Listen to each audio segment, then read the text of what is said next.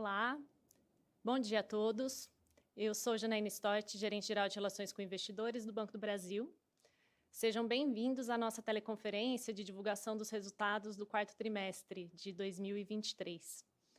O nosso evento será em português, com tradução simultânea para o inglês, e você pode escolher entre 3 opções de áudio: original, português ou inglês.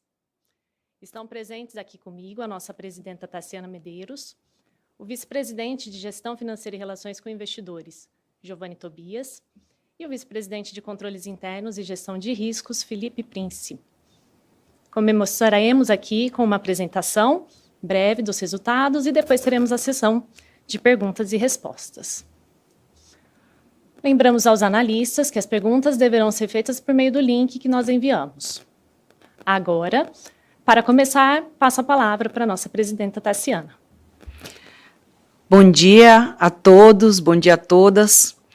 Muito obrigada pela presença de vocês para mais uma apresentação dos nossos resultados. Pedimos desculpas aqui pelo atraso do início da nossa teleconferência, que atrasou um pouco a coletiva de imprensa. Na última divulgação de resultados, eu não pude estar aqui presente por conta de uma licença médica, mas eu já estou muito bem e gostaria de ressaltar que aqui no BB nós somos um time.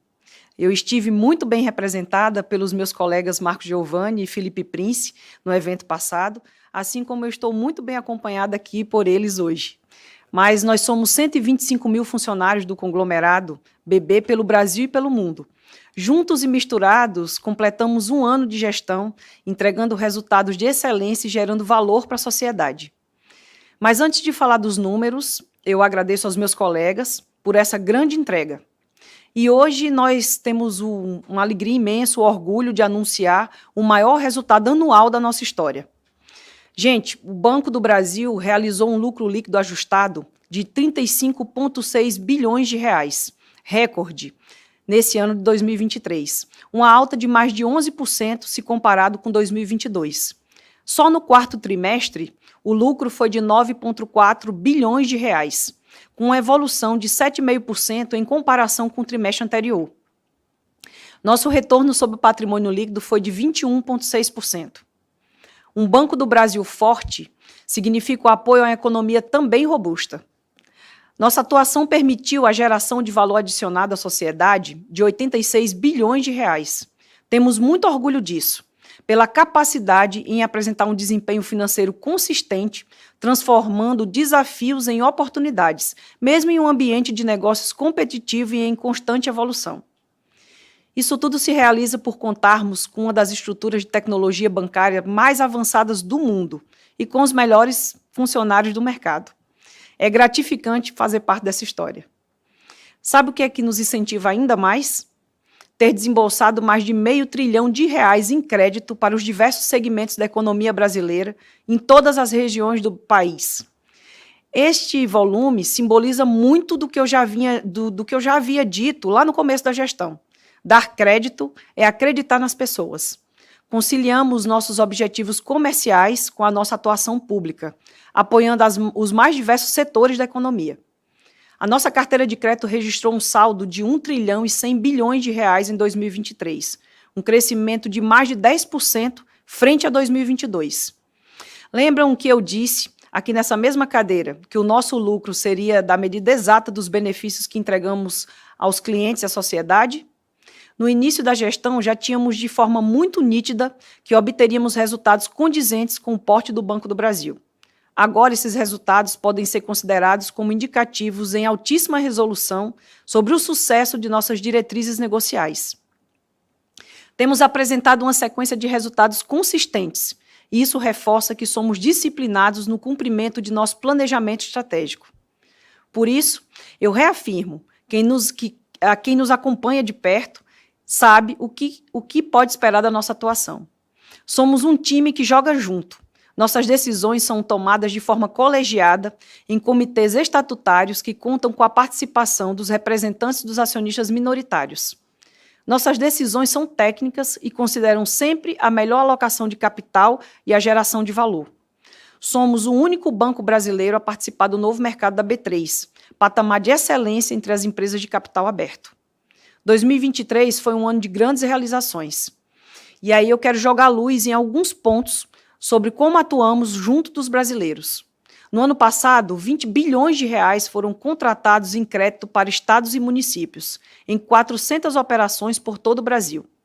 Esse montante é superior aos 17 bilhões de reais contratados nos últimos 4 anos, a maior parte com aval da União.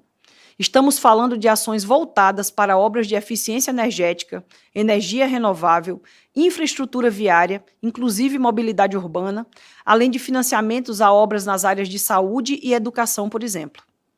Agora eu quero falar um pouco dos nossos negócios com pessoas físicas.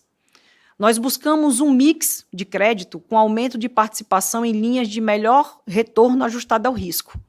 Atuamos em linhas que fortalecem a resiliência de nossa carteira, que chegou a 313 bilhões de reais. O desempenho foi influenciado pelo crédito consignado.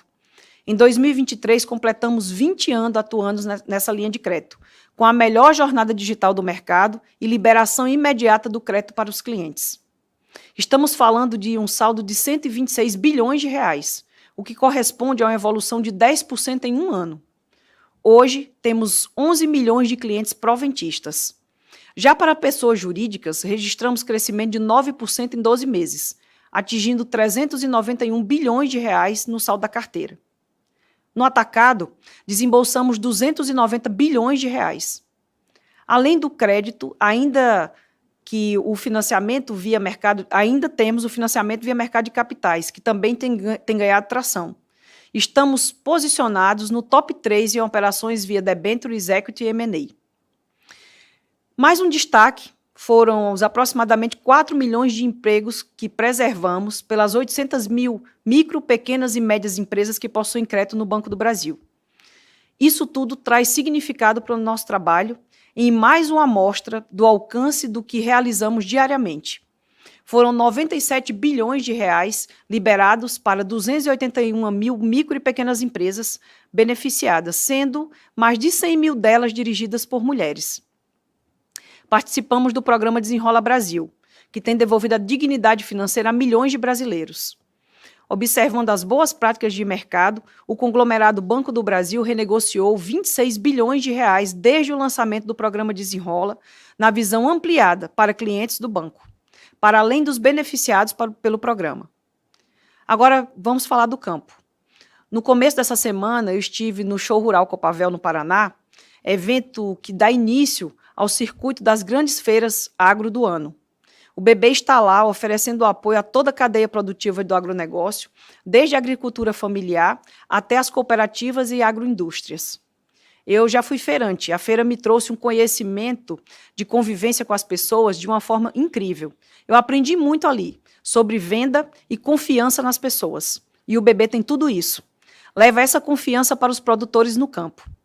Em 2023, nossa carteira de crédito para agronegócios e agricultura familiar alcançou 355 bilhões de reais, um crescimento de 15% em 12 meses. Nos 6 primeiros meses do Plano Safra 23-24, o BB desembolsou 120 bilhões de reais, um crescimento de 5,4% em relação ao mesmo período da safra anterior. Na visão do ano, atingimos o maior desembolso de crédito rural da história. Foram liberados 195 bilhões de reais em mais de 612 mil operações. Isso é uma evolução de 8,4% em relação ao registrado em 2022, sendo que 22 bilhões destinados à agricultura familiar, alcançando um saldo de 61 bilhões de reais contratados em canais físicos e digitais com assessoria especializada dos nossos funcionários. A nossa carteira é resiliente. Nossos financiamentos são distribuídos por mais de 5 mil municípios em todas as regiões do país e para as mais diversas culturas. Temos mitigadores que protegem nossas operações, inclusive contra as intempéries climáticas. Nossa longa tradição no campo traz como legado um conhecimento profundo do agronegócio e da agricultura familiar, e isso faz diferença. Gente, os resultados que estamos apresentando aqui hoje demonstram nosso compromisso com os acionistas e com a sociedade. As ações do Banco do Brasil tinham um valor de R$ 31,44 no começo de 2023 e encerraram o ano passado, na nossa máxima histórica até então, de R$ 55,39. E de lá para cá batemos esse recorde mais uma vez. Nessa semana, o valor da ação chegou a R$ 59 R$ 1,60, o que representa uma valorização de 89%, a maior no período de pouco mais de um ano entre os grandes bancos brasileiros. A partir dessa perspectiva de gerar valores aos nossos acionistas e aos nossos clientes, eu quero anunciar agora mais um feito marcante e decisivo da nossa gestão. Demos um passo histórico nessa semana em relação à nossa atuação no mercado de adquirência. Nós decidimos fechar o capital da Cielo para sermos mais assertivos na oferta de atuação nesse mercado. A adquirência é uma importante linha de negócio para fidelizar e rentabilizar nossos clientes e precisamos de produtos e serviços ainda mais competitivos. Entendemos que este movimento agrega nossa estratégia de busca pela principalidade dos clientes PJ. Ter o fluxo de caixa desse cliente nos permite conhecer melhor o seu comportamento e aperfeiçoar os nossos modelos de relacionamento. Confiamos no êxito da oferta pública que lançamos no mercado. O modelo de negócios e a estrutura societária que se desenha nos permite apresentar essa melhoria em proposta de valor a este público e dar condições negociais diferenciadas aos nossos clientes. E, por falar em gerar valor, em janeiro lançamos em parceria com o Tesouro Nacional o título Educa Mais Mulher. E somos a primeira instituição do mundo a permitir compra de um título soberano pelo WhatsApp. E esse é só um exemplo destacado de como temos atuado com soluções modernas, simples e adequadas, seja para investimentos, crédito ou meio de pagamento. Estamos falando de um Banco do Brasil em que o uso de dados e informações analíticas são cada vez mais capazes de customizar de forma crescente o relacionamento com o cliente. Foram mais de 1 bilhão de interações com clientes a partir do uso de inteligência artificial e analítica. O crédito consignado é outro exemplo de como atuamos de modo digital no setor público há anos. E agora vamos levar essa expertise dos modelos de crédito consignado público para o privado e continuar avançando no INSS, onde buscaremos nossa fatia justa, agregando aí todos os aprimoramentos necessários para uma jornada fluida e segura, tanto para o empregador quanto para o empregado. Nossa oferta de produtos e serviços tem o apoio de soluções digitais e de vanguarda, aliadas à assessoria financeira humana qualificada. Essa atuação digital, que é a simbiose entre o físico e o digital, também é uma de nossas fortalezas. No consignado não é diferente. Vejam que interessante, 88% de todo o nosso desembolso de consignado em 2023 foi realizado de maneira omnichannel ou digital, numa visão integrada entre a originação assessorada por nossa rede e a conveniência dos canais digitais. Vou falar um destaque legal aqui para vocês, é um exemplo que evidencia o quanto somos protagonistas na frente digital no setor financeiro. No BB, o Open Finance, na solução Minhas Finanças, já permite que os clientes observem suas aplicações em outros bancos e operem no app BB. Somos pioneiros nisso. Mais um exemplo aqui. A otimização dos nossos sistemas e a aplicação em nuvem nos permite escalar a hiperpersonalização em todos os pontos de contato com o cliente, numa visão cada vez mais integrada no atendimento aos nossos clientes em qualquer canal. Caminhando com um olhar para o futuro, que já se faz presente no Banco do Brasil, gostaria de destacar que fomos o primeiro banco a realizar em 2023 testes com o Real Digital, o Drex, que será a próxima porta de entrada para uma economia tokenizada. Seguimos investindo em tecnologia. Serão 3.000 novos funcionários de TI e cibersegurança até o final de 2024. Segurança, eficiência e inovação caminham lado a lado no BB. Isso está refletido no reconhecimento dos nossos clientes. Agora, em janeiro, o Banco Central divulgou o seu ranking trimestral de reclamações dos clientes bancários. Pelo 6º semestre consecutivo, somos o banco mais bem posicionado entre os bancos tradicionais e digitais. Temos o cliente no centro da nossa atuação, fortalecendo cada vez mais a marca Banco do Brasil. E, além desse reconhecimento dos nossos clientes, nós recebemos diversos prêmios do mercado no ano passado. Eu destaco aqui que fomos considerados a marca mais forte do país e uma das 3 marcas mais valiosas do Brasil no mundo.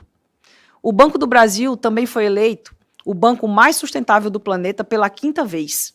Em 2023, reforçamos nossa atuação consistente nos temas ESG, com a criação de unidade estratégica para conduzir de modo transversal as pautas ambientais, sociais e de governança no banco.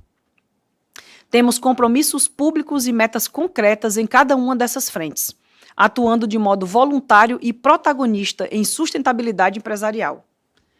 No último ano, representantes do banco participaram ativamente de diversos encontros para captação de recursos com intensa agenda de negócios. Destaco aqui alguns. Em julho, estivemos na Ásia e Oriente Médio. Em setembro, fomos para Nova York durante a Semana da Assembleia Geral da ONU. Também fomos para reuniões do Pacto Global da ONU, no Chile e em Genebra. Estivemos no Marrocos durante as agendas do FMI e fomos para Dubai na COP28. O Banco do Brasil tem exercido papel transformador por meio da oferta de crédito consciente. Nossa carteira de crédito sustentável atingiu mais de 343 bilhões de reais de saldo. Esse montante foi contratado em linhas de crédito com impactos econômicos, sociais e ambientais positivos. Também temos muitas entregas relevantes com relação à diversidade, que é definitivamente um dos nossos pilares estratégicos. Foi nesse ano que lançamos o nosso programa e Comitê Executivo de Pessoas, Equidade e Diversidade, principal instância deliberativa e de acompanhamento do tema no banco. Estamos trabalhando de forma séria e estruturada sobre isso, fazendo a nossa parte. E o mercado reconhece a nossa atuação. Temos posição destacada no índice iDiversa da B3, por atuar como referência em diversidade. Aliás, não só fazemos nossa parte, nós estimulamos isso nas outras empresas, nos nossos fornecedores e nossos clientes. Recentemente, o banco renovou os compromissos BB 2030 para um mundo mais sustentável, que contempla objetivos em 12 compromissos divididos em 4 frentes: crédito sustentável, investimento responsável, gestão ASG e climática e impactos positivos na cadeia de valor. Também nos tornamos embaixadores de 3 relevantes movimentos do Pacto Global da ONU. Elas lideram 2030, salário digno e raça é prioridade. Acreditamos muito que compromissos públicos e metas concretas têm o poder de transformar realidades. E é por isso que, de forma indireta, de forma inédita e direta, o Banco do Brasil traz o ESG para o Guidance. Somos o primeiro banco do mercado brasileiro a fazer isso. A partir de 2024, iniciaremos o acompanhamento das estimativas para crescimento da nossa carteira sustentável.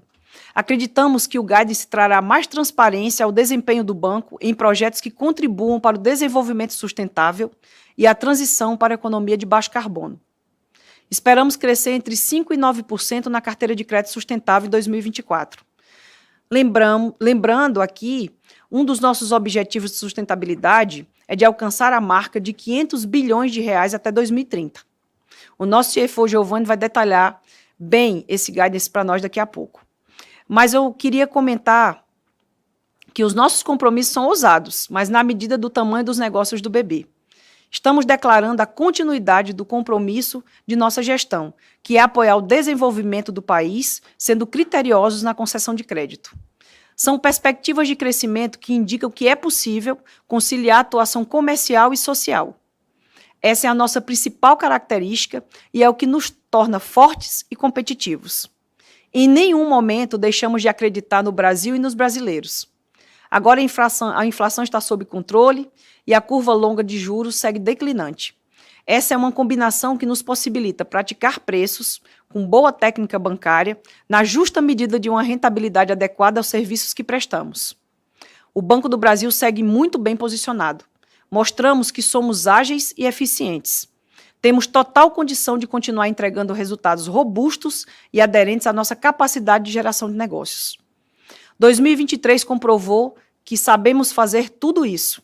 E, por fim, destaco aqui a projeção de lucro entre 37 e 40 bilhões de reais para o ano 2024, mantendo os princípios que anunciei na minha posse e que marcaram a gestão da diretoria executiva da empresa.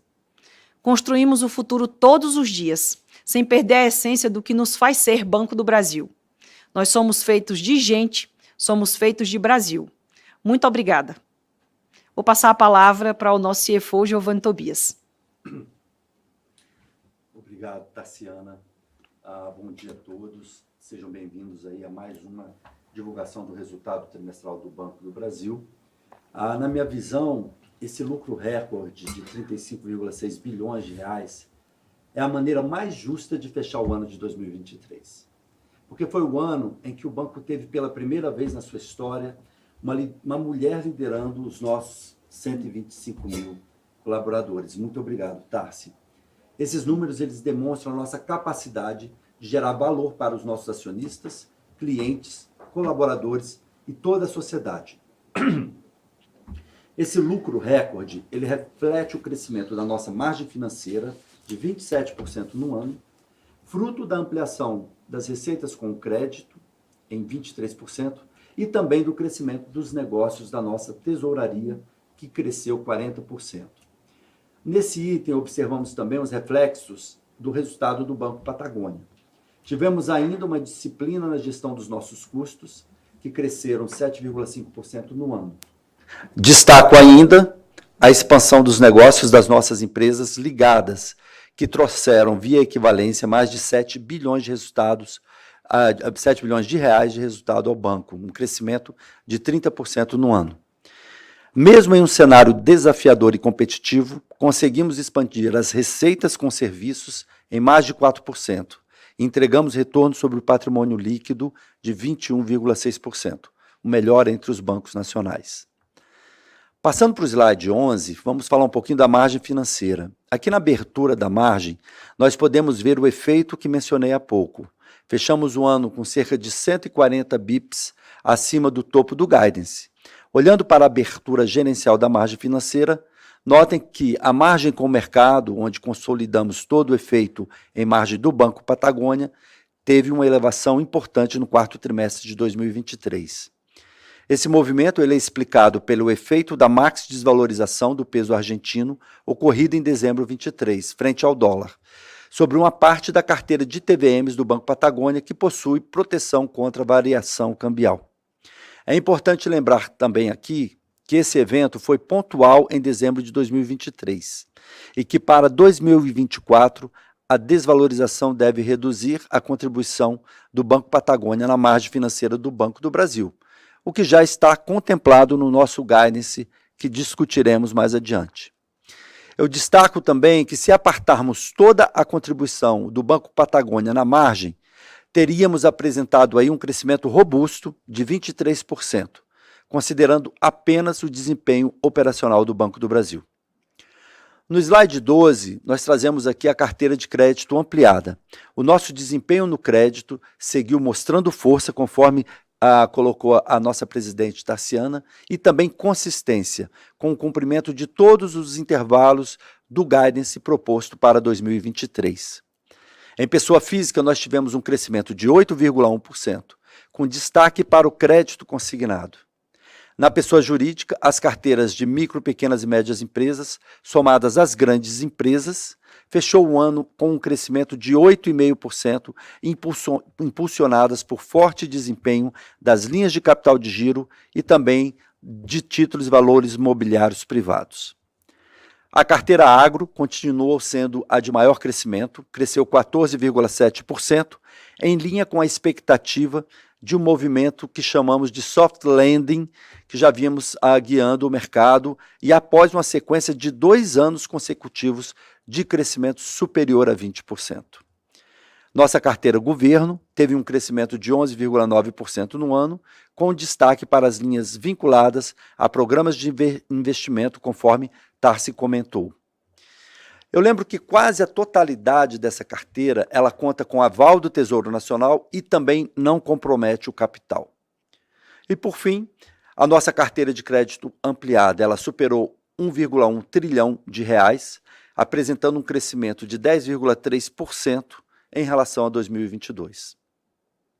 Falando agora no slide 3 sobre a PCLD, no ano de 2022, nós normalizamos o excedente de provisão constituído durante a pandemia, chegando com a nossa cobertura em níveis adequados para o tamanho do negócio.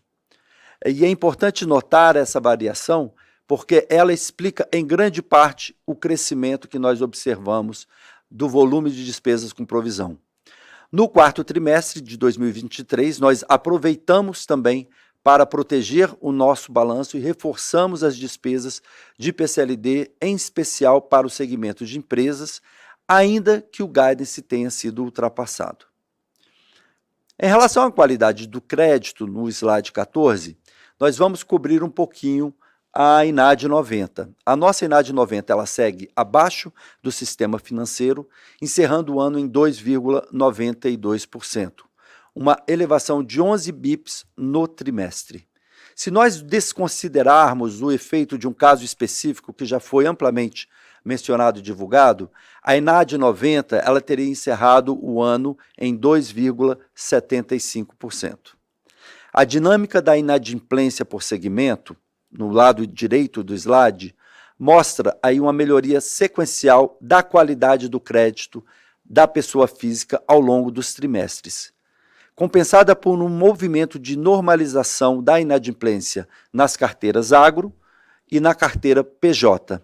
A queda da inadimplência no segmento de pessoas físicas é um reflexo das melhores safras nas linhas não consignadas, principalmente em cartão de crédito. Cabe também lembrar que as linhas de consignados são as de menor inadimplência. Na carteira agro, vemos uma elevação marginal da inadimplência que reflete uma menor velocidade de crescimento da carteira, natural após 2 anos fortes de expansão. Cabe lembrar também que o patamar atual segue abaixo da média histórica da carteira e inferior a 1%. A carteira de pessoa jurídica, ela mostra um efeito de normalização gradual para os níveis pré-pandemia, mesmo quando considerarmos o efeito do caso específico. Vale lembrar que nós provisionamos na carteira de pessoa jurídica, mantendo aí a proteção do nosso balanço ao longo de 2023. E o volume que nós provisionamos foram 113,81% da formação da inadimplência. Ela contribuiu aí para a manutenção do nosso índice de cobertura próximo aos 200% e acima também a média do mercado. Em relação às receitas de prestação de serviços, cumprimos o nosso compromisso estabelecido no guidance revisado de uma expansão de 4,6% no ano. Eu gostaria aqui de destacar para o crescimento nas linhas de seguro, previdência e capitalização, que cresceram a mais de 6%, consórcios com crescimento robusto de 40%, operações de crédito e garantias com crescimento perto de 9%. No slide 16, falamos das despesas administrativas, finalizamos o ano com um crescimento de 7,5% nas nossas despesas, próximo ao low do guidance. Destacamos no gráfico da direita a variação da elevação das despesas, chama atenção aqui para as despesas recorrentes, que permaneceram sob controle, crescendo aí abaixo da inflação em torno de 3%. E nós também ampliamos os investimentos em tecnologia e inovação, alinhado à nossa estratégia de transformação digital, que apresentou um crescimento próximo a 7%, totalizando, então, despesas administrativas de 36,1 bilhões de reais no ano. Caminhando agora para o final da nossa apresentação, eu quero destacar aqui no slide 17 a robustez do nosso índice de capital. Nós fechamos o ano com um capital nível 1 de 12,12%, um capital principal de 12,12% e um capital nível 1 de 13,91%. E mostramos no gráfico inferior as principais movimentações do ano. Aqui fica evidente que o BB tem uma forte capacidade de geração orgânica de capital que alimenta o consumo dos ativos ponderados pelo risco necessário para crescer a nossa carteira. Eu também destaco a devolução de R$1 bilhão do IHCD em julho, que justifica aí o consumo de capital e, mesmo assim, permitindo a gente terminar o ano com um nível de capital principal superior a dezembro de 22. No último trimestre, tivemos ainda os efeitos da variação cambial do Patagônia, e sua contabilização do resultado atuarial também dos planos de benefício aos funcionários e demais efeitos de ajustes prudenciais ocorridos ao longo do ano para justificar o comportamento do nosso índice de capital principal. A robustez do nosso capital, somada à nossa perspectiva de crescimento dos negócios, balizada pelo nosso plano de capital e também pela política de apetite a riscos, nos permitiu tomar decisões importantes que anunciamos junto com o resultado. Atendendo até um pouco o clamor de muitos investidores, nós estamos propondo o aumento do payout para 2024 para 45% e também decidimos recomprar a totalidade dos instrumentos de nível 1 Bambra 9, exercendo então o call previsto para junho deste ano. E decidimos, devido à economicidade, não fazer o call do Bambra 6,25 agora em abril. Essa foi uma decisão basicamente econômico-financeira, dados os eventos sistêmicos que aconteceram no último ano e que alteraram sobremaneira a dinâmica do mercado de AT1s. E finalizando, no slide 18, eu gostaria aqui, por último, de trazer o nosso guidance para 2024, destacando o novo indicador de sustentabilidade já anunciado pela nossa presidenta Tarciana. Um crescimento da carteira ESG entre 5% a 9%. É um desafio que estamos colocando para nós e é importante também lembrar que ela, na realidade, é um recorte de operações que nós fazemos no âmbito das pessoas físicas, jurídicas e agro. A nossa carteira de crédito total, ela deve crescer entre 8% a 12% em 24, um pouco acima do que esperamos para o sistema, e influenciado principalmente pelo agro, que deve seguir o movimento de soft landing após 2 anos consecutivos de crescimentos superiores a 20%, que eu já mencionei, e que hoje resulta numa carteira de mais de 350 bilhões de reais finalizados em 23. Os segmentos de empresas e pessoas físicas devem ter um crescimento mais alinhado com o mercado e com foco na qualidade das concessões. Esperamos que a margem financeira cresça em linha com a carteira de crédito, o que representa uma desaceleração natural em relação a 23, dado o ambiente de Selic mais baixa, além também do retorno da contribuição do Banco Patagônia a patamares menores. O intervalo de provisão para créditos ampliado indica que buscaremos manter o cost of risk, o risco do crédito controlado em 2024, variando entre 27 a 30 bilhões de reais de provisão para a carteira. As receitas de prestação de serviços, elas apresentam também um desafio grande neste ano, dada a competitividade nesse setor. Esperamos aí uma ampliação entre 4% e 8%. E as despesas administrativas, como antecipado, elas vão refletir os investimentos que estão sendo realizados na transformação digital do banco. Somando tudo, nós esperamos, então, estar entregando a vocês, acionistas e investidores, um lucro líquido ajustado entre 37 a 40 bilhões de reais, que reforça o nosso compromisso de geração de resultados consistente, mirando um crescimento do lucro no high single digit. Eu encerro aqui a apresentação, então, do nosso resultado e podemos, então, passar agora para a sessão de Q&A. Janaína. Obrigada. Bom, nós vamos começar agora, então, a nossa sessão de perguntas e respostas. As perguntas, elas podem ser feitas tanto em português quanto em inglês. Eu vou solicitar aqui para que a gente tente se ater a uma questão por analista. Eu já estou com 11 aqui na fila, então, para a gente conseguir ter tempo de interagir com todos, tá bom? A nossa primeira pergunta vem do Daniel Vaz, do Safra. Bom dia, Daniel. Bom dia, Gina. Bom dia a todos, presidente Tarciana, Giovanni e Prince também. Parabéns pelos resultados, pelo guidance forte. Olhando para o guidance de NII, a margem financeira, vemos um crescimento forte de 9% no meio do range. Então, se você comparar com a carteira, você está 100 basis points abaixo. Se você colocar nessa conta que o NII de Patagônia parte de uma base, grosseiramente falando, 50% menor, você estaria crescendo em linha ou até em cima da sua carteira para o ano de 24. Se você puder nos ajudar a entender como que é a composição desse número, pensando que sua margem de depósito, o seu spread como percentual do CDI deveria comprimir e a Selic média do período também vai ser menor. Então, como que sua margem de crédito cresce substancialmente para compensar isso ou tem algum outro moving part relevante para a gente tentar entender como é que está a composição desse guidance forte de NII. Obrigado. Obrigado, Daniel. É importante você lembrar que a nossa estrutura de passivos ela é diferente dos demais bancos. Nós temos uma exposição muito grande a passivos pós-fixados.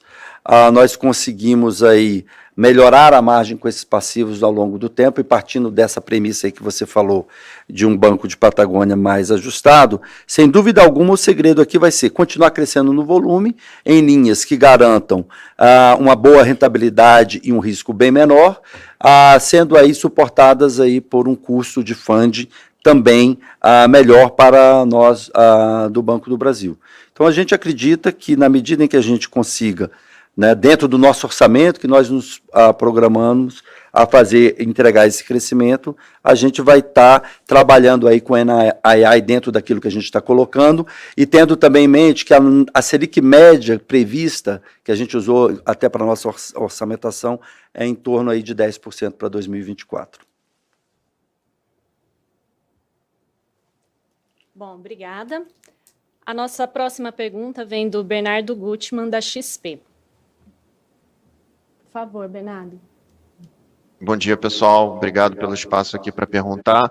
Eu tenho uma pergunta sobre o guidance de crescimento da carteira. O guidance que vocês apresentaram parece super fair, olhando a performance do banco em 2023, mas talvez um pouco agressivo, olhando o guidance da Febraban e os números reportados também pelos outros incumbentes, né, para esse ano. Então, seria legal entender as carteiras que vocês estão mais confiantes, que podem surpreender para cima, e os maiores riscos em termos de segmentos, em termos de faixas. E olhando a carteira, tentando dar um zoom aqui na carteira PF também, como podemos pensar aqui um mix entre crédito clean e crédito colateralizado? Obrigado. Bernardo Gutmann. Bernardo, eu vou iniciar aqui a resposta dessa pergunta. Eu te diria que na carteira de crédito, principalmente para a pessoa física, nós temos um espaço para crescer de forma considerável e ainda em linhas de risco muito baixo. Então, no consignado, crédito do INSS, por exemplo, nós ainda não alcançamos nossa fatia justa de mercado. Crescemos bastante em 2023, como nós declaramos aqui em várias conferências com vocês, mas 2024 nós ainda temos um espaço para buscar, e aí com uma operação de crédito com muito baixo risco. Na operação de veículos, para 2024, nós temos aí um reforço na parceria com o Banco Votorantim, né, que é uma das nossas empresas. O mercado projeta um crescimento desse segmento entre 8% e 12% em 2024, então a gente tem aí uma fatia para buscar de mercado no crédito veículo, que historicamente é uma carteira nossa que não cresce, então uma carteira rentável, com garantia e com um parceiro forte. E eu te diria que com o novo marco de garantias nós ainda temos um mercado de home equity para buscar. É um mercado de mais de R$1 trilhão em que a nossa participação ela é ainda marginal. Então nós temos linhas nós temos possibilidades robustas de crescimento na pessoa física em linhas ainda de muito baixo risco e que trazem resultado e volume considerável nessa carteira. E eu ainda te diria, para não esquecer, a nossa busca aí na participação do consignado privado. Nós declaramos em 2023 a expansão da nossa estratégia do segmento público, onde nós temos uma expertise muito grande, aí de mais de 20 anos, dessa estratégia para o mercado privado, né? No último trimestre do ano passado, nós crescemos 68% em relação à nossa carteira no segmento consignado privado. Então, para 2024, nós também temos uma boa perspectiva de crescimento no consignado setor privado.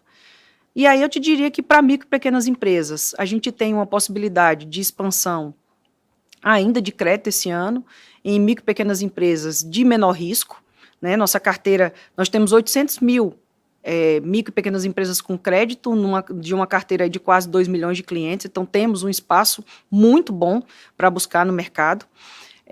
No atacado, a gente tem possibilidade de crescimento de carteira também em segmentos de muito baixo risco, Então, eu te diria que quando a gente trata de crescimento de carteira de crédito, nós estamos muito seguros do guidance que estamos declarando ao mercado. E o agronegócio, o crescimento entre 11% e 15%, nós já falamos do maior plano safra da história, né, 240 bilhões de reais, dos quais 140 bilhões já executados, já emprestados, e temos aí esse semestre de 2024 para executar o restante do plano safra, e estamos muito confiantes já no plano safra 24-25. Ok, obrigada. Vou passar aqui para a nossa próxima pergunta. Gostaria de chamar o Brian Flores, do Citi.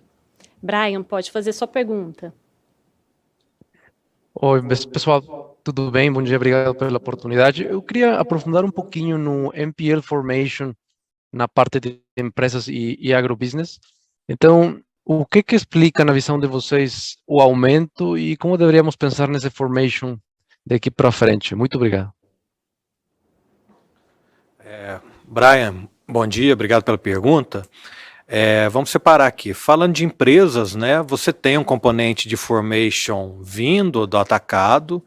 A gente já vinha comentando com vocês que um caso específico que se precipitou em 2023, ele iria ter o seu saldo todo canalizado para a inadimplência de 90 dias ao longo desse ano, e foi concluído isso agora no quarto trimestre. A gente tem alguns outros casos que nós identificamos e eles acabaram impactando o NPL Formation no quarto TRI em grandes empresas, e além disso a gente tem também um pedaço vindo de micro e pequenas empresas. Qual que é a diferença de micro e pequenas empresas? É que praticamente 1/3 dessa carteira ela está ancorada em operações do Pronamp. Ou seja, eu carrego a inadimplência no meu balanço, no dia 180 que eu fico apto a requerer a honra dessa garantia pelo FGO.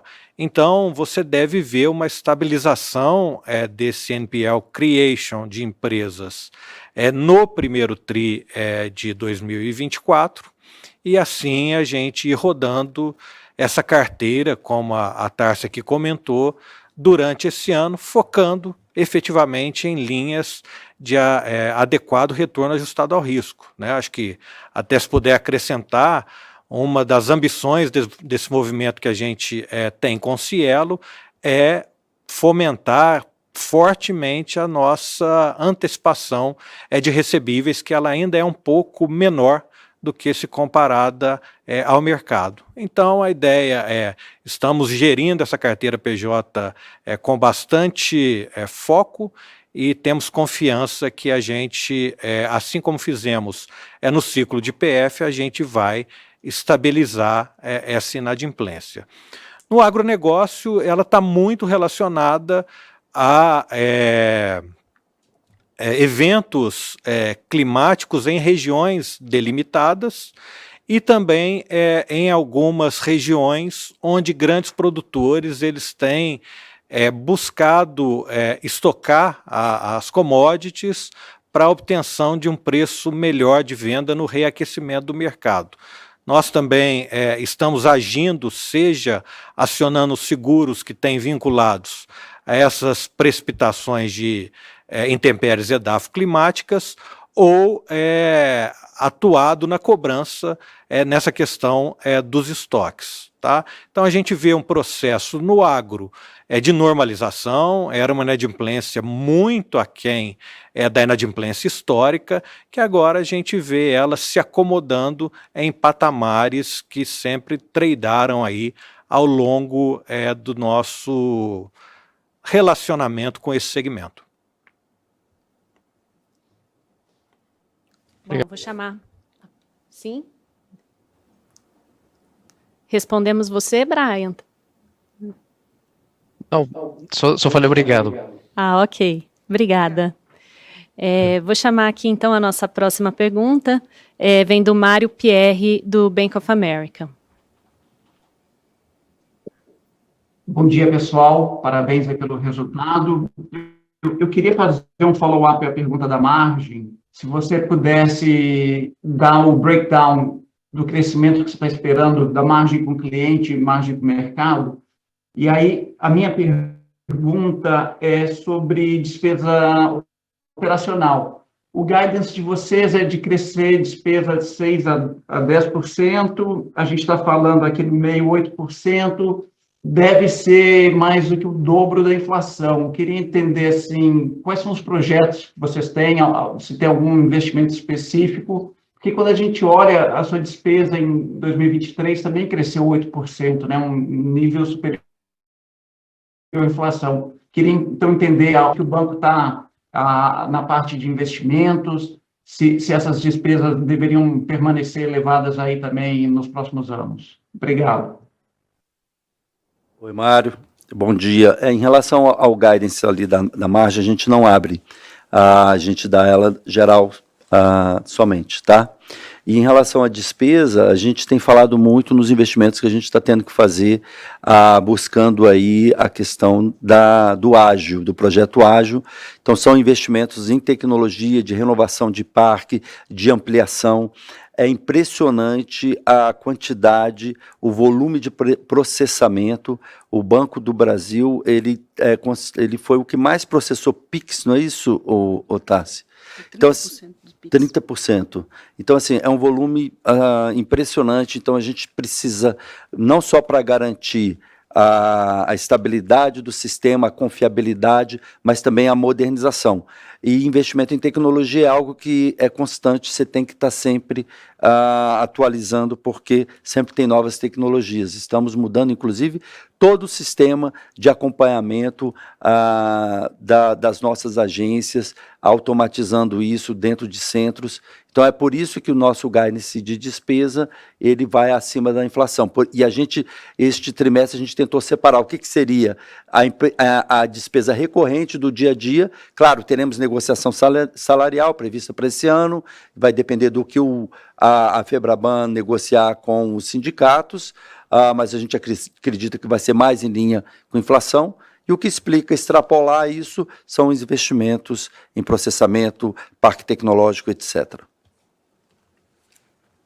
E, Giovanni, se eu pudesse fazer um follow-up, como é que você espera que isso impacte seu índice de eficiência nos próximos anos? Não, a gente está trabalhando em manter essa eficiência no patamar de 27% a 28%. A gente não espera nenhum impacto significativo, porque, em contrapartida, a gente vai estar crescendo as nossas receitas. Obrigado. Obrigada, Mário. A nossa próxima pergunta vem do Renato Meloni, da Autônomos. Bom dia, pessoal. Obrigado pelo espaço, pela pergunta aqui. Bem-vinda de volta, Tarciana. A minha pergunta é em relação à margem financeira com clientes que comprimiu nesse último trimestre, né? Eu sei que no Release vocês justificaram isso com o número de dias úteis, mas eu queria entender se tiveram outras dinâmicas aqui que contribuíram também para esse declínio da margem. E daí, quando a gente entra em 2024, como que a sua margem líquida vai se comportar dentro desse ciclo de juros e dado a mudança de mix que vocês estão promovendo na carteira? Obrigado. Sem dúvida alguma, no quarto T foi basicamente a dinâmica que a gente observa ali, foi sem dúvida alguma nessa questão de dias úteis. Tivemos ali um pouquinho também na parte da captação, mas nada que seja assim algo diferente, significativo daquilo que a gente já esperava. E olhando, você falou margem, olhando para 24, margem bruta ou líquida? Margem líquida, ANIM. ANIM. A gente espera ela dentro da nossa, mantendo aí a expectativa de provisionamento estável, né? Então a gente acredita que ela também vai estar seguindo aí em linha com o crescimento da margem bruta, uma vez que a nossa despesa de PDD está dentro do que está orçado. Renato, também é importante lembrar que a gente conta, né, com uma carteira de crédito que veio crescendo de uma forma importante ao longo desse último ano, então ela traz um carrego positivo, e a gente tem também o crescimento que a gente espera ver esse ano, né? Então, o crédito, ele tem uma contribuição e vai ter uma contribuição ainda mais importante na formação da nossa margem e da margem com o cliente. Tá perfeito, obrigado. Ok? Bom, A nossa próxima pergunta vem do Tito Labarta, da Goldman Sachs. Tito, please, you may begin. Hi, good morning, everyone. Thank you for taking my question. My question on your provision, just to understand, because you were above the guidance for the year at 30 billion versus the 27, which is top end of the range. And I know this is related to the corporate segment. Do you think you're now fully provisioned there in the corporate segment? Could there be any other additional provisions that you may need to do, just to think about the guidance for 2024? How comfortable are you with that your business should now come down from this level? And when it's following up on the NPLs in the corporate segment, right? I mean, you are running well above historical levels, above 3%, even excluding the one-off, you're 2.8. So should that begin to come down, or just any ongoing risk there that we should have in mind? Tito. Vamos lá, Tito. Primeiro, acho que a gente tem que deixar claro aqui que grande parte dessa formação de PDD, ela vem do crescimento da carteira, né? Então, é o que a gente chama aqui de colesterol do bem. Uma vez que eu estou crescendo a carteira, é natural que eu faça provisões para aquele novo risco ali que eu esteja assumindo. O que a gente fez agora no quarto TRI, a nossa modelagem indicou algumas possibilidades de agravamento de risco concentrada no segmento de empresas, e obviamente a gente optou ali por trazer uma proteção para o nosso balanço e proteger efetivamente, né, de eventuais riscos que possam vir a precipitar em 2024. Então, deixar claro que nós não estamos esperando nada, a gente sabe que o segmento de atacado ele está sujeito a eventos isolados, mas das melhores projeções que nós temos hoje, nós estamos com esse risco contemplado dentro da projeção entre 27 e 30 que a gente passa para vocês aqui no Guidance. Tá? Então, sendo bem específico, a gente tem um portfólio robusto, que a gente entende que traz um retorno ajustado ao risco bastante relevante, né? Acho que os números dizem isso, e a gente está bastante confortável com o nível de provisão orçada aqui para 2024, tanto do que deve vir dos novos negócios que nós vamos trazer para dentro, quanto da avaliação de risco que nós temos sobre o portfólio existente, no momento não esperando nenhuma precipitação adicional, além daquelas que já estão protegidas.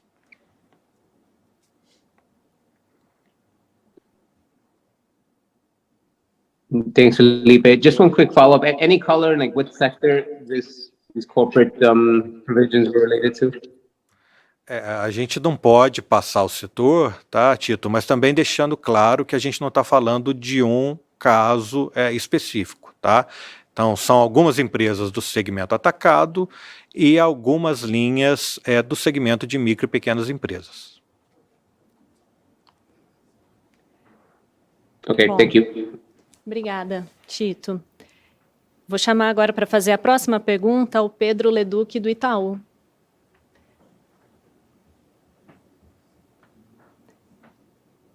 Pedro, a gente não te escuta. Pronto, agora vai. Obrigado, Agora Janaína. sim.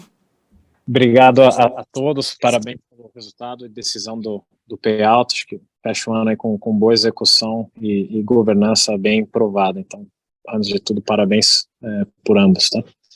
E a pergunta vem tanto um pouco do quarto TRI como perspectiva, também na linha do PSLD, tá? No terceiro trimestre já tinha sido um pouco mais elevada por um caso específico, agora no quarto fizemos reforços por outros, né? Mas foi um número bastante notável, quase 10 bi, vis-a-vis ao que o seu guidance implica de ritmo para os próximos trimestres, na casa de 7 bi, né? Olhando para a curva de NPL, olhando os últimos 2 trimestres que vocês foram decidindo reforçar algumas coisas, queria entender um pouquinho se ela continua mais alta no curto prazo, aí ruma para esse ritmo mais baixo no segundo semestre, ou vocês já estão com bastante conforto que já foi feito, ou em varejo, vocês estão vendo uma queda grande que acomode, talvez uma contínua alta em PJ, enfim, e se, por fim, se tem algum tipo de benefício, tanto no seu NII como na PDD, do caso que vocês provisionaram no terceiro TRI, já 100% baixado, e acabou que teve algum tipo de recuperação já nas semanas seguintes. Tá? Um pouco e esse conjunto aí. Tá bom, Pedro. Acho que primeiro a gente tem que contar a história um pouco mais longa, né? Durante a pandemia, nós optamos, e até porque o cenário era bastante incerto, nós fizemos reforços de provisões, que nós chamamos aqui de prudenciais. Esse disclosure foi dado para vocês, até para mitigar o risco ali não sabido que a questão sanitária trazia, né? A gente sempre foi muito confiante no tratamento desses casos na pandemia e na qualidade do nosso portfólio, e isso acabou se mostrando efetivo, real, quando a gente foi rodar 2022 já livre desses efeitos. Então, em 2022, a gente naturalmente promoveu o release dessas provisões acumuladas e desse risco não materializado em virtude da pandemia. Isso faz com que o gráfico ali ele esteja um pouco, vamos dizer, entre aspas, contaminado, uma vez que o risco de crédito ele seria um pouco maior, não fosse o aproveitamento dessas reservas por um motivo justo que a gente tinha feito. E aí, entrando ali na sequência de 22 para 23, vocês acompanharam a existência do caso específico, que não foi uma particularidade nossa, afetou todo o mercado, mas a gente até fiéis aqui à nossa metodologia, à nossa forma de atuação nesses casos de recuperação judicial, nós fomos reconhecendo a potencial perda à medida que a gente tivesse elementos efetivos para mensurar aquele tamanho. Esse ciclo ele acabou se encerrando ali no terceiro TRI, desse caso específico, e no quarto TRI o que a gente viu? A possibilidade, obviamente, de exercer esse processo de proteção no balanço em linhas ou clientes, quando a gente está falando do atacado, né, que vinham com a performance aquém do que a gente esperava. E aí, olhando para o futuro, é importante salientar que a gente ainda tem um pouco do efeito do final da curva do de-risking ali da PF. Né? Então, é natural que a pressão de PDD da PF ela se reduza em 2024, e o portfólio agora que a gente está debruçado e comprometido em entregar uma performance adequada, efetivamente do PJ. Então você tem uma linha um pouco ascendente de PJ, descendente na PF, o que nos faz acreditar que esse intervalo entre 27 e 30 vai ser o intervalo normalizado da nossa PDD, lembrando também que nós estamos falando de uma carteira que de 2019 para cá ela dobrou, né? E o risco médio ali mostra que não aconteceu o mesmo com as despesas de provisão. Então, o recado temos um portfólio saudável, sabemos conduzi-lo, vamos aproveitar as oportunidades aqui, que não são poucas, como a própria Tárcia aqui comentou, não só na nossa enseada, mas também de de aperfeiçoamentos no mercado de crédito que vem sendo feito até pelo governo federal, é importante reconhecer isso, e a gente está confortável que vamos entregar o crescimento. Esse crescimento traz consigo uma PDD natural das novas originações, e a gente vai gerir aqui os portfólios que já estão dentro de casa com a mesma seriedade que a gente vem fazendo. Então, acho que esse é o recado. Tá bem claro, só para confirmar que não tem nenhum tipo de premissa do caso já provisionado específico de 23 ajudando algum tipo de PSLD aqui em 24, né? Não tem, isso pode acontecer, mas como vocês vêm acompanhando aí, é um processo árduo, né, de idas e vindas, então a gente está exercendo lá o nosso direito como credor com bastante afinco, participando ativamente das negociações, e se efetivamente lograrmos êxito, como a gente já inclusive indicou que votaríamos favorável ao plano apresentado, óbvio que benefícios poderão ser colhidos.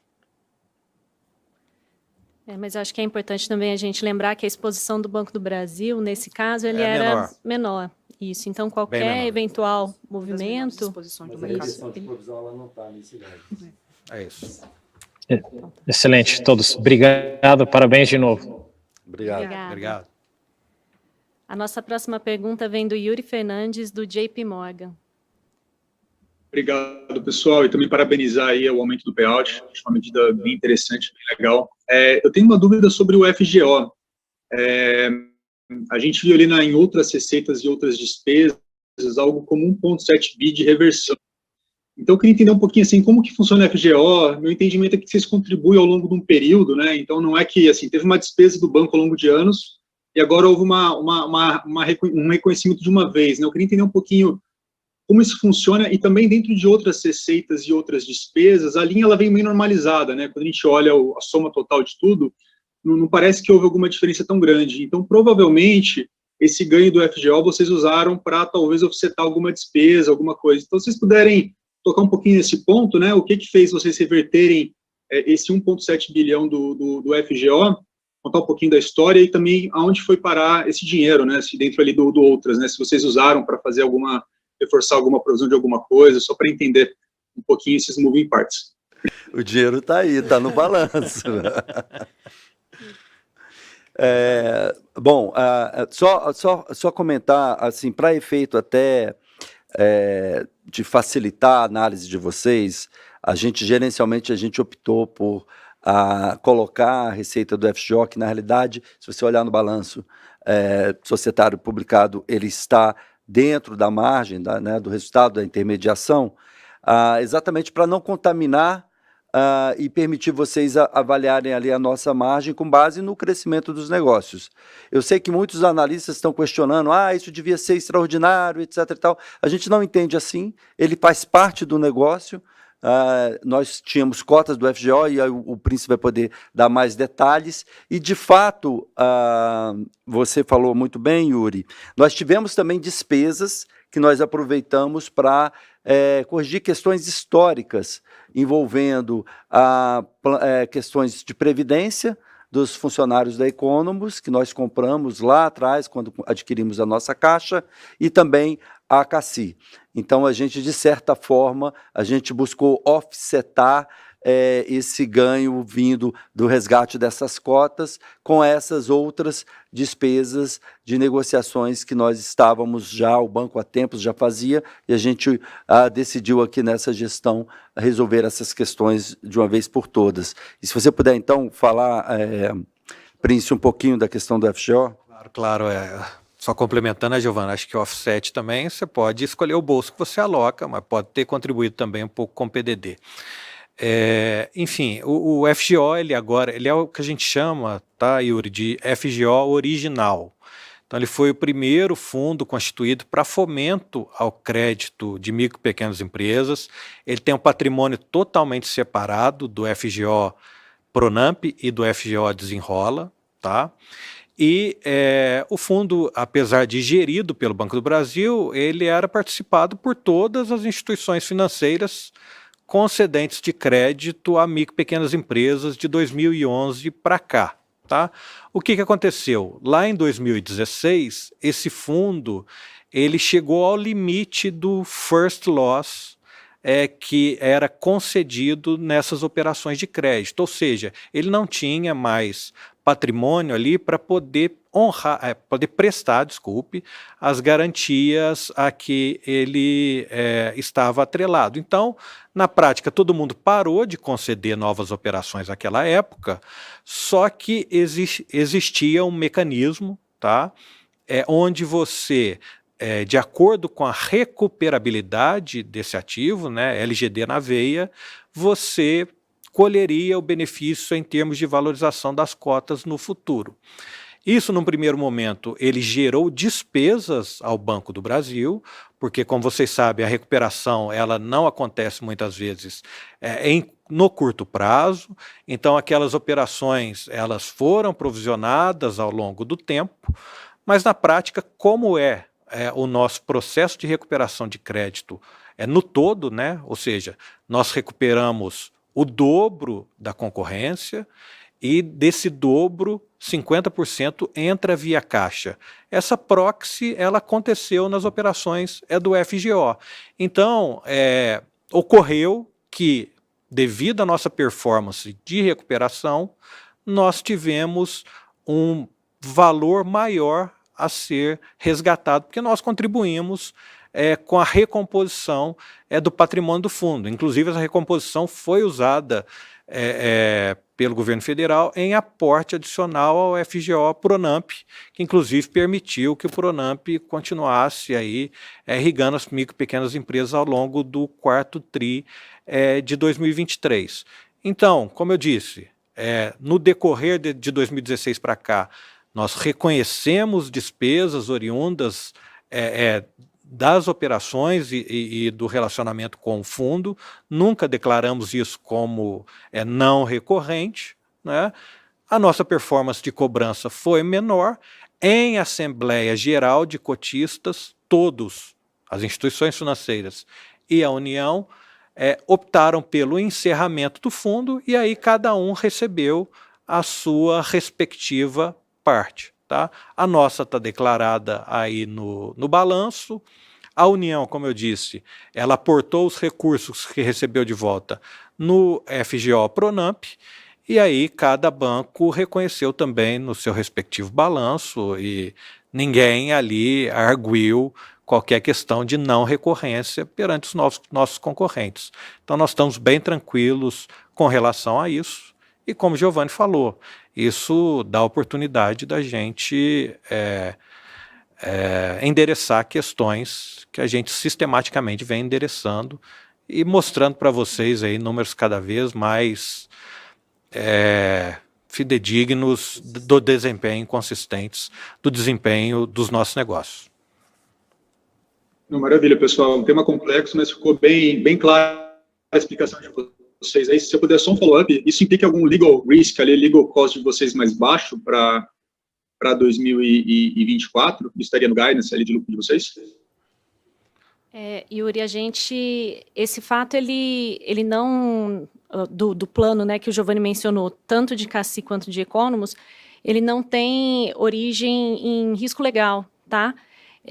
O que a gente está guiando para vocês em termos de risco legal é algo em torno de 1,5 bi e 1,7 bi por trimestre, tá? Maravilha, pessoal, obrigado, é super claro de novo, isso deixa o resultado mais limpo para a gente aqui, tá? Assim, acho que mostra que vocês usaram esse dinheiro para outras coisas e acho que fica mais bem explicado. Então, obrigado pela resposta, Giovanni. Tá no balanço. Obrigada, Yuri. Bom, eu vou chamar aqui o próximo analista, o Gustavo Schroden, do Bradesco. Oi, bom dia, pessoal. Obrigado aí pela oportunidade. Eu queria mudar aqui um pouquinho e falar dessa composição de resultado do banco, pensando aqui em Core Business Brasil e o Patagônia, né? Vocês já colocaram bem um resultado, vamos dizer assim, talvez o Patagônia, não sei se a palavra correta aqui seria não recorrente, mas teve um fato específico de uma Max na Argentina, enfim. Mas se a gente olhar, 25% do resultado do lucro desse trimestre, né, veio de Patagônia. A gente até fez aqui algumas contas, né? Se a gente fizer uma separação aqui, a gente chega aqui mais ou menos que o resultado da unidade Brasil, que é o Core Business, um ROI mais ou menos de 15%, se a gente excluir o Patagônia, né? Vocês já colocaram aqui que ele deve se normalizar, ou pelo menos, né, o NII o NII desacelerando em 24 já contempla aí não sei se a palavra correta é uma normalização do resultado de Patagônia, mas se eu entendo, vocês estão indicando aqui que 2023 foi um ano anormal para o Patagônia. O que eu queria entender aqui é porque quando a gente olha alguns indicadores do core business de Brasil, eu acho que tem alguns desafios, né? O pessoal a gente já comentou aí de inadimplência em pessoa jurídica, o spread com o cliente, ele caiu, o NII com o cliente desacelerou. Queria entender aqui, nesse guidance de vocês para 24, quanto que tem ainda de Patagônia? O que a gente pode pensar aqui, se a gente for pensar numa contribuição do Patagônia dentro do resultado? Se a gente olhar o ano de 2023, 17% do lucro veio do Patagônia. O ano passado a gente fez a conta aqui mais ou menos uns 9%, quer dizer, o Patagônia ganhou uma relevância. Eu queria entender um pouco aqui esse balanço de retorno, né? O core business, pelo menos no nosso entendimento, que é Brasil e Patagônia, né? Só para a gente medir aqui, de fato, como é que o core business, que é o crédito no Brasil, essa fortaleza que o banco tem de agências, franquia, enfim, se puder ajudar a gente nisso aí, eu agradeço. Bom, em primeiro lugar, Gustavo, obrigado aí pela participação, pela audiência. Patagônia é nosso business. Nós somos aí o maior financiador do comércio exterior, é fundamental. Ele é o terceiro maior banco ali na Argentina. Sem dúvida alguma, essa Max, ela trouxe a volatilidade. Ela poderia ter trazido volatilidade para o mal, mas trouxe para o bem, ainda bem. E nós acreditamos na capacidade, o nosso banco lá ele tem mais de 200 agências. Claro que a nossa expectativa dentro do orçamento é você, uma vez que já foi corrigida essa questão do câmbio lá, você esperar um reconhecimento mais, o que a gente chamaria de normalizado, que seria um Patagônia mais parecido com 2022, tá? Agora, essa é uma premissa que nós usamos para a questão de orçamentar 24 e estabelecer esse guidance. Existe a possibilidade ou o risco de, eventualmente, você continuar tendo hiperinflação, apesar de todas as medidas que estão sendo tomadas lá? Existe. A gente não trabalha com essa hipótese. A gente acredita que as medidas estão sendo colocadas exatamente para você trazer para um patamar mais normal os indicadores lá do país. Mas o fluxo, a gente espera, inclusive, que aumente cada vez mais em função de retomada do comércio exterior, do país voltando dentro de uma normalidade maior em termos econômicos, de credibilidade também. Agora, é importante você olhar o Banco do Brasil, mas não só como a ótica de banco comercial. Nós falamos de conglomerado Banco do Brasil. A Tarsi se refere a 125 mil colegas do conglomerado Banco do Brasil. Então, assim, se você olhar números contábeis, tá? Isso aqui sem fazer ajustes gerenciais. No meu consolidado, né, societário de 33,8 bi, né, banco múltiplo trouxe 14,9 bi. Minhas subsidiárias, empresas ligadas, trouxe 12,4 bilhões. Então, a gente consegue mostrar para vocês que o resultado do Banco do Brasil ele está sendo construído não apenas no crédito. O crédito é fundamental para manter a principalidade do cliente aqui comigo.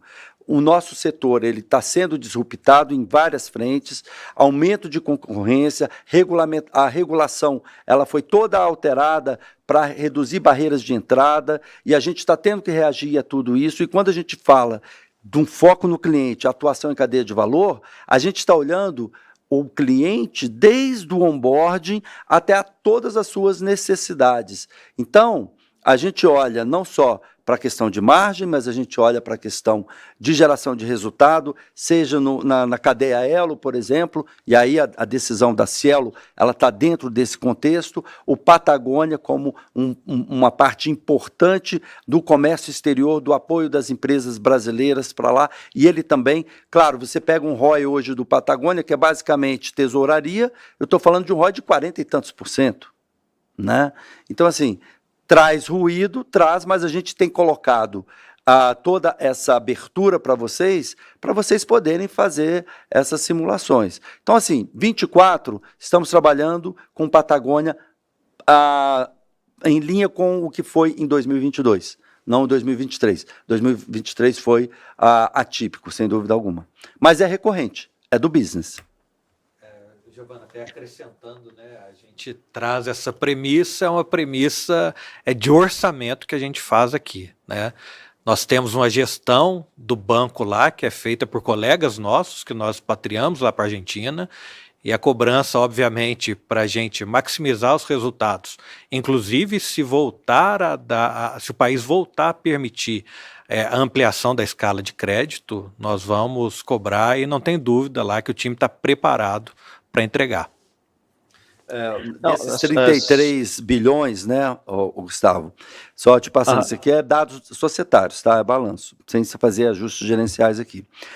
Então você teria o que contribuiu aí, país, 27,4 bilhões de reais. 15 vindo de banco múltiplo, 12 de subsidiárias. Aí você olha exterior, resultado do exterior. E aí eu tenho minhas agências no exterior, Grand Cayman, Nova York, Londres, Patagônia, BB Américas, eu tive 6,4 bi. Né? Então, as subsidiárias, que é onde está a Patagônia, 4,571. Só o Patagônia aí, ele aumentou mais de 2 bi, entendeu? Então, ele deve voltar a 2 bi de contribuição desse resultado como um todo. Tá bom. Não, perfeito. Até para esclarecer o meu ponto, até para a gente entender, como você falou, Giovanni, dessa vez a contribuição foi para cima. Se fosse para baixo, para a gente também conseguir focar no, vamos dizer, né, no que é o business, né? Até para a gente tirar o efeito da volatilidade para o bem e para o mal também, né? Porque quando for ruim também a gente focar. Então a ideia é mais a gente construir esse raciocínio. Mas tá ótimo. Obrigado. Fez até, o Gustavo, aproveitando aqui, a gente montou um grupo aqui matricial avaliando o que poderia ser o worst case scenario, porque ninguém sabia exatamente o que poderia vir. O discurso do Milei era dentro de uma linha, entendeu? Mas acabou que, eu acho que a razoabilidade, ela foi levada em consideração, prevaleceu. Né? Isso aqui a gente está falando de resultado, mas a gente também tem a questão do patrimônio. Então a gente olha exatamente todas essas variáveis para a gente poder estar vendo o quanto que o nosso balanço ele está robusto, ele suporta essas volatilidades, né? E o que é necessário. Então até mesmo na hora de definir um payout para 45, a gente levou isso em consideração, tá? Perfeito. Obrigado, pessoal. Obrigada. A nossa próxima pergunta vem do Nicolas Riva, do Bank of America. Thanks, Janaína, and thanks, Giovanni, for the chance to ask questions. Giovanni, I'm going to go back to your initial remarks that you made before the Q&A session. You talked about the decision that you announced yesterday on the perps, that you will not be exercising the call option on the 6.25 in April, but that you will be calling the 9s in June. I think the decision, in my view, was largely expected by the market. I don't think it is a surprise. My question would be, I'm sure when you made the decision, you were kind of comparing the coupon resets on the perps with the cost of issuing a new perp in the global market in dollars. And, you know, the coupon reset on the 6.25 is going to be close to 8.5%. So clearly you consider that a bit too low versus the cost of issuing a new perp. The coupon reset on the 9s would have been 10.5%. So you kind of consider that too high. And then, so just the way I'm thinking about this is, if I would have assumed, let's say a coupon, a cost of 9.5% on a new 81, the amount of savings, of interest expense savings that you have would have been 1% on a bit less than $2 billion. So roughly less than $20 million pre-tax, or after-tax $10 million. And as you said, your guidance for net profits for the year is, I think it's 37 to 40 billion reais, so $7 to $8 billion. So my point is, it seems to me that the coupon savings really that you have with this decision not to call the 6.25 is very small. It's about 0.1% of your annual net profits. So perhaps if you can give us some color in terms of, number one, how much do you think you would have paid for a new 81 issue in this market in dollars? And then number two, how you think about these coupon savings versus potentially any reputational risk associated with not calling one of these instruments? Thanks. Well, thank you very much. We did take into consideration the coupon, but not only that, but also the need of capital that I might have in the future. You should not forget that the central bank will definitely impose more capital requirements on operational risk. So, and the market is not there. So I have this option to reset. And every 6 months, I can reassess again. And if I believe it is interesting for us to call the 6.25, we're going to do that. For the time, we have enough opportunities here to raise AT1s in the domestic market that costs much less than the actual 6.25 or even 8%. So it doesn't make any sense, economically speaking, to go on with the call of the 6, okay? And with regard to your last question, you mentioned about... O que ele pediu mesmo? A última? Oh, reputational risk. I'm not concerned about that. Okay, and Giovanni, maybe just one quick follow-up. Then I guess, I assume from what you just said, that your preference right now, if you need to raise AT1 capital, would be in the local market rather than in the dollar market. We're planning for this year, $1 billion in the domestic, okay? It's growing, and it's much cheaper than abroad. Unfortunately, the AT1 market, because investment banks, they tell me, you can issue AT1s, but you have to adjust because now you have to have that option of converting the debt into shares. I'm not allowed to do that because I am a government-controlled bank. I have to have the authorization of the government to issue an instrument, a debt, a bond that can be converted in voting shares. And this means privatizing Banco do Brasil through an international bond. So it doesn't make, I'm not allowed to do that. So AT1s for us nowadays is not an option, okay? Okay, thanks, Giovanni. Thank you. Bom, pessoal, eu vou encaminhar aqui para a nossa última pergunta. Ela vem do Arnon Shirazi, do Santander. Fala, pessoal, boa tarde. Bom falar com vocês, Tarciana, Giovanni, Prince, Jana. Sempre bom estar aqui nas divulgações. A minha pergunta, que acaba sendo rápida, é mais referente ao payout. Tá? Achei muito legal esse movimento aí de aumento de 5 pontos percentuais aí do payout, indo para 45%. E a minha dúvida é se a gente deve esperar que o payout nos próximos anos também vai aumentando gradativamente, tá? Então, já com o começo do movimento sendo agora, e visto pela geração de capital que o banco está tendo, se esse movimento é possível e vocês trabalham isso como cenário base. Obrigado. Oi, Arnon, deu uma cortada aí, mas espero que você esteja ouvindo a gente. Não sei se congelou você aí. Já voltou. Voltou aí? Obrigado pela pergunta, Arnon. A gente está trabalhando agora, inclusive, num orçamento plurianual. É um desafio que a gente colocou aqui para a nossa área de controladoria. No momento, a gente acredita que 45 é um nível, e a gente fez uma projeção até 2027, é um nível que nos dá conforto de manter um nível de capital dentro do que foi aprovado da nossa política de risco, considerando também os ajustes que acontecerão pelo regulador, demandando mais capital para a questão de risco operacional, tem aquela resolução do IFRS 9, então tudo isso aí está na conta. Então, para nós, 45, a gente chegou a avaliar, tá? Possibilidade de fazer 50, 45 e manter a 40. E a gente entende que, conservadoramente, 45, olhando aí para um midterm, é perfeitamente tranquilo e previsível, e vamos focar aí para entregar para vocês isso que a gente está prometendo como guidance. É um desafio, é importante, porque às vezes vocês falam como se o guidance fosse, entendeu, jogou na planilha, pronto, aconteceu. Não, não é.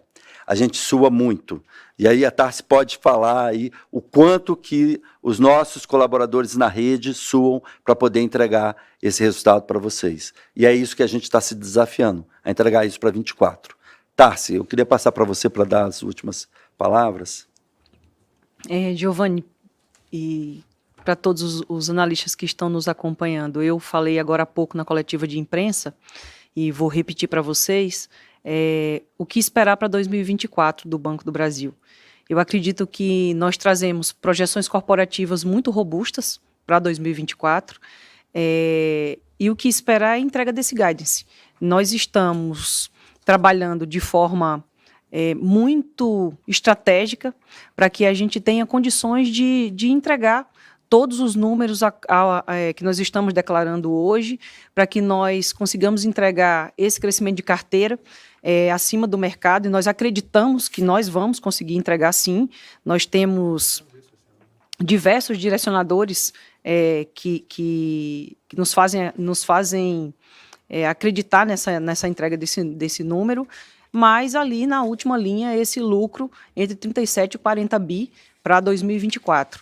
E aí, Giovanni, como você bem colocou, são 125 mil colaboradores multiplicando esforços o ano inteiro para que a gente entregue esse resultado já com payout ajustado aí para 45%, dentro de expectativas muito seguras e muito robustas de formação de resultado. Então, é dizer para vocês e reafirmar que nós sabemos o que nós estamos fazendo, nós sabemos o que esperar do Banco do Brasil para 2024, essa construção é 2024, 2027, nós estamos nos propondo a ter aí um orçamento plurianual para dar cada vez mais transparência, cada vez mais previsibilidade e para trazer para vocês cada vez mais confiabilidade nessas projeções corporativas. Então, agradecer a presença de todos mais uma vez e dizer para vocês que nós nos encontramos já na divulgação de resultado agora do primeiro TRI de 2024, que já está sendo construído sob essas bases. Então, gente, muito obrigada e um bom fim de semana para vocês. Bom carnaval aí para quem está no Brasil, bom né? carnaval. Obrigada, pessoal. Até a próxima. Obrigada, pessoal. Até a próxima. Valeu, pessoal.